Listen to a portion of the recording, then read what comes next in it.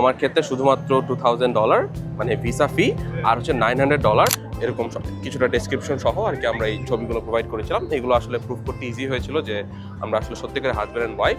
এরপরে চেয়েছিল joint investment property আর fixed deposit, মানে আমার এবং আমার ওয়াইফের যদি কোনো ফিক্সড ডিপোজিট বা জয়েন্ট ইনভেস্টমেন্ট থাকে সেটা হচ্ছে আমি আপনাদের আসলে সেই ডকুমেন্টটাও হয়তো দিয়ে দিব, কমেন্টে হচ্ছে যদি দিয়ে দিই তাহলে আপনারা দেখতে পারবেন।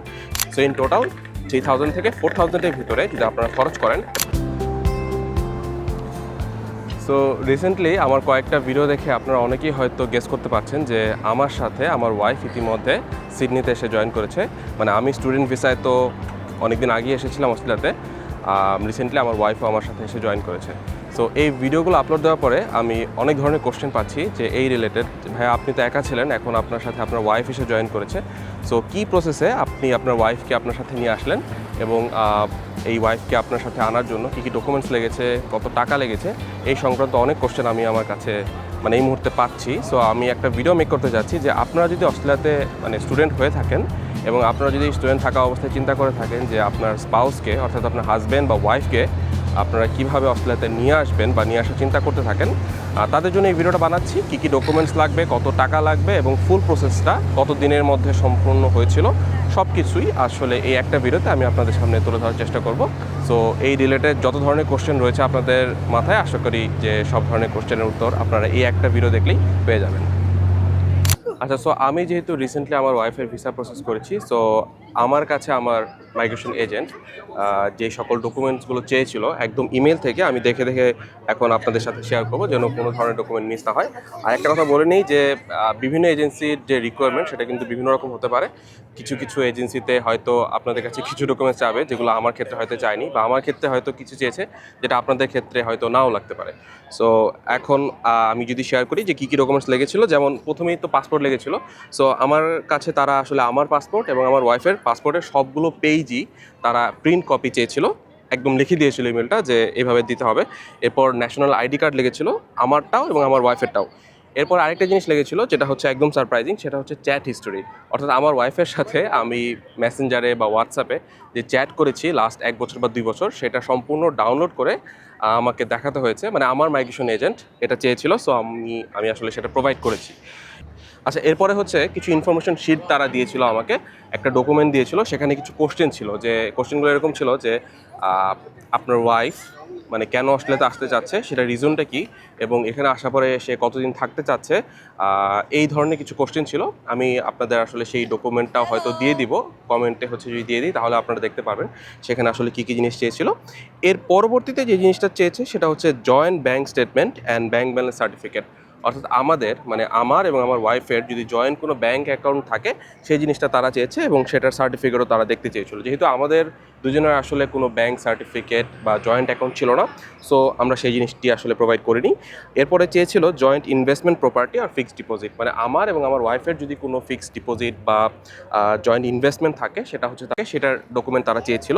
যেহেতু আমার ক্ষেত্রে সেরকম কিছু ছিল না, সো আমিও সেটা প্রোভাইড করিনি। এরপরে GT letter from the partner side, অর্থাৎ পার্টনারে একটা জিটি লেটার লিখতে হয়েছিল। সেটা এরকম ছিল যে মানে আমাদের স্টোরিটাই আমি শেয়ার করি তাহলে আপনারা একটা আইডিয়া পাবেন যে আমরা আসলে কীভাবে স্টোরিটা সাজিয়েছিলাম। আমরা এইভাবে সাজিয়েছিলাম যে ও লিখেছিল তার মানে এন থেকে যে আমার হাজব্যান্ড সিডনিতে পড়াশোনা করছে এবং সে আসলে অনেক দিন যাবতীয় একা একা পড়াশোনা করছে, সে তার ফ্যামিলিকে মিস করছে। এই মুহূর্তে আসলে তার পক্ষে পড়াশোনা একা একা চালানো অনেক কষ্টকর হয়ে যাচ্ছে।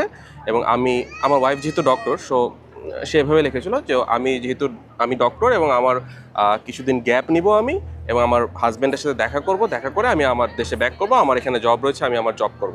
সো এইভাবে একটা জিটি লেটার লেখা হয়েছিল এবং সেখানে আসলে আমরা এই জিনিসগুলোও তুলে ধরেছিলাম যে আমাদের ফ্যামিলি ব্যাকআপটা কেমন, আমাদের প্যারেন্টস আমাদের কতটুকু সাহায্য করতে পারবে। অর্থাৎ আমি যদি এখানে কোনো জব নাও করি তারপরও আমার টিউশন ফি, আমার লিভিং এক্সপেন্স এবং আমার ওয়াইফের লিভিং এক্সপেন্স সেটাও হচ্ছে তারা প্রোভাইড করতে পারবে, এরকম আমরা একটা জিটি লেটার লিখেছিলাম।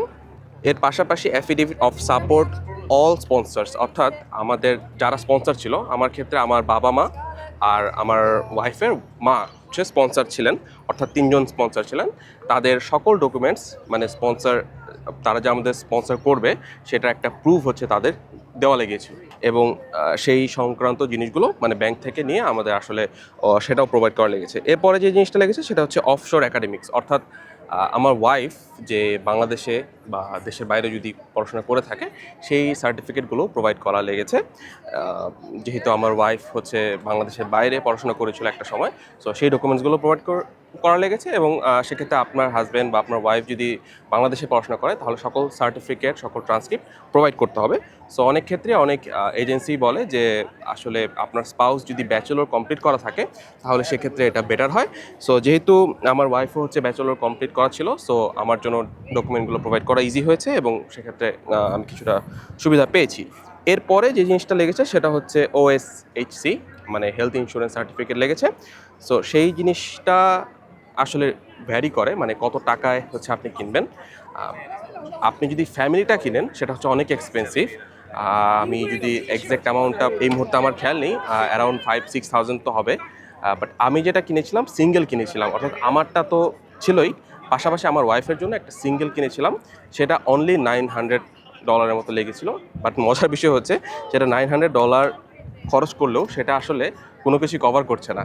সো আসলে সেটা জাস্ট টাকা বাঁচানোর জন্য আমি এই জিনিসটা কিনেছিলাম। অবশ্যই আমাদের ম্যারেজ সার্টিফিকেট লেগেছিল এবং আরেকটা জিনিস লেগেছিল সেটা হচ্ছে আমাদের কিছু ছবি তারা চেয়েছিল প্রুফ হিসেবে, যে আসলেই আমরা যে হাজব্যান্ড অ্যান্ড ওয়াইফ সেটা প্রুফ করার জন্য কিছু ছবি তারা চেয়েছিল। সো আমরা আমাদের অনেক আগের ছবিগুলো আসলে প্রোভাইড করেছিলাম, পাশাপাশি আমাদের বিয়ের ছবি এবং আমরা মানে বিয়ের দিন আমাদের ফ্যামিলি মেম্বারদের সাথে ছবি, এরকম কিছু ছবি আমরা প্রোভাইড করেছিলাম এবং ডেট, টাইম আর এক্স্যাক্ট লোকেশন এরকম কিছুটা ডেসক্রিপশন সহ আর কি আমরা এই ছবিগুলো প্রোভাইড করেছিলাম। এগুলো আসলে প্রুফ করতে ইজি হয়েছিল যে আমরা আসলে সত্যিকারের হাজব্যান্ড অ্যান্ড ওয়াইফ।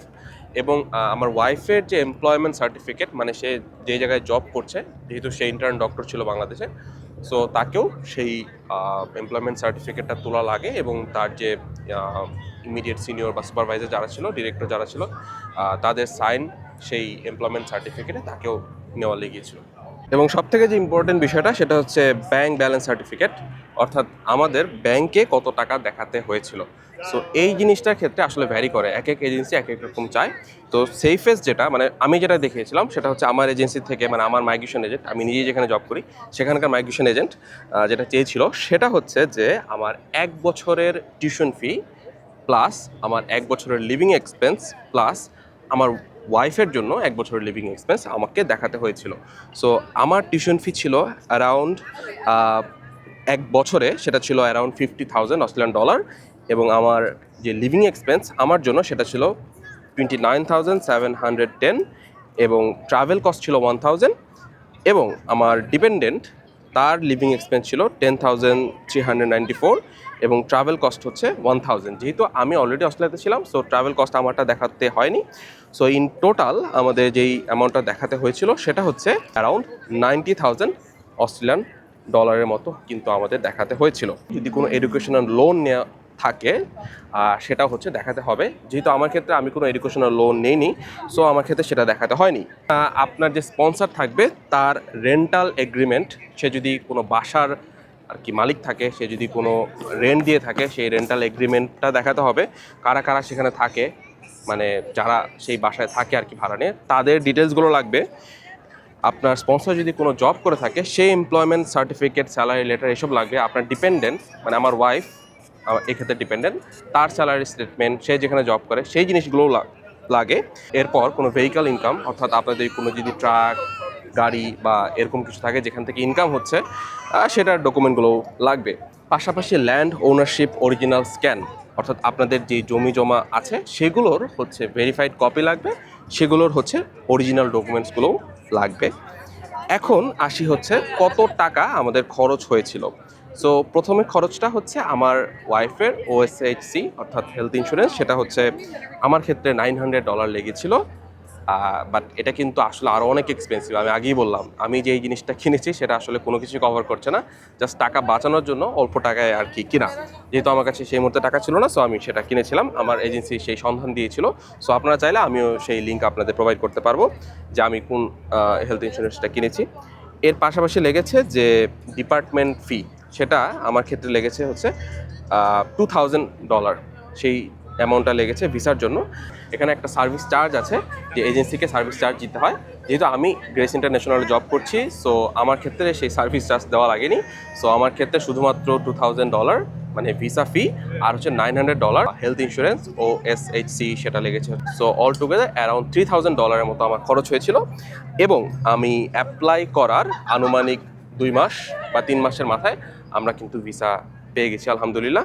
সো এই সকল ডকুমেন্টস যদি আপনারা প্রোভাইড করতে পারেন তাহলে, এবং এই অ্যামাউন্টটা যদি পে করতে পারেন, তাহলে মোটামুটি আপনাদের হয়তো ভিসা ইনশাল্লাহ হয়ে যাবে। সো এখন যদি বলি সার্ভিস চার্জ সেটা কত লাগে সাধারণত, সো আমার এজেন্সিতে অ্যারাউন্ড $400 মতো লাগে। এবং অস্ট্রেলিয়াতে যেই ধরনের এজেন্সিগুলো রয়েছে যারা এই ভিসা নিয়ে কাজ করে, তাদের নিজস্ব মাইগ্রেশন এজেন্ট রয়েছে, তারাও অ্যারাউন্ড $400 থেকে $500 মতো সার্ভিস চার্জ নিয়ে থাকে। সো ইন টোটাল 3000 থেকে 4000-এর ভিতরে যদি আপনারা খরচ করেন, এবং সেই পরিমাণ আর কি ব্যাংক ব্যালেন্স যদি দেখাতে পারেন, যে 1 বছরের লিভিং এক্সপেন্স, 1 বছরের টিউশন ফি এবং ডিপেন্ডেন্টের 1 বছরের লিভিং এক্সপেন্স, সেটা যদি ইন টোটাল দেখাতে পারেন তাহলে হয়তো আপনাদের ভিসা প্রসেসটাও ইজি হবে এবং আপনাদের ভিসাও খুব তাড়াতাড়ি ইনশাল্লাহ হয়ে যাবে। This is all for today. Thanks for watching and see you guys next time.